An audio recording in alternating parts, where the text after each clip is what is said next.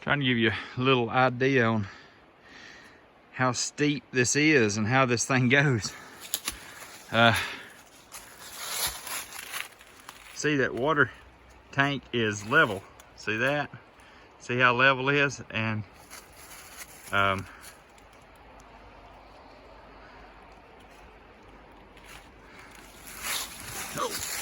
this is just super steep.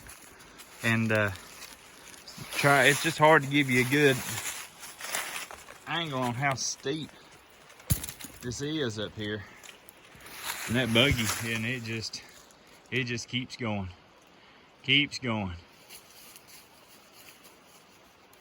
As you can see, it's not even spun.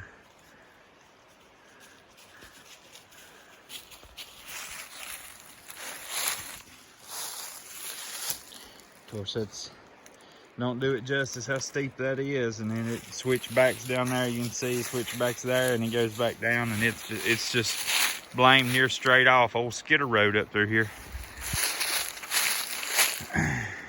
But anyway, I can't be more impressed. This little buggy, as I was saying earlier, it's a 72 volt system, 22.5 horsepower. But now stock, they will only run. Stock, this thing only runs like I think it's 16 miles an hour, and I mean they're torquey, but it's 16 miles an hour. Now this one, I paid a engineer that lives over in Ducktown.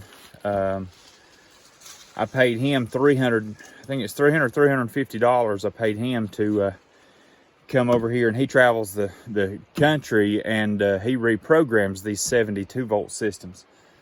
And he came and he reflashed the computer for me, the controller, and now it runs 35 miles an hour, and literally will pull the front tires up off the ground if you floor it and you're on pavement. I know it's not good for it, but it's just super strong. Couldn't be more pleased with it. Now, once I get the lockers put in the rear end, this thing will be golden. I've got to take and I'm gonna put some of the plexiglass got to put here in my doors on each side. Then it'll be a complete enclosed cab. So looking forward to doing that. Of course, you've seen all my new wheels and stuff on that last video.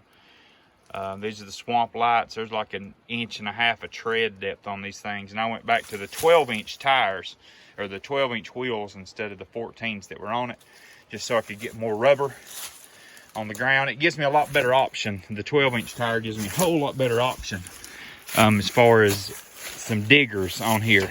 The 14-inch tires, I had the smallest I could get with 14s are like 25-inch tall tires, and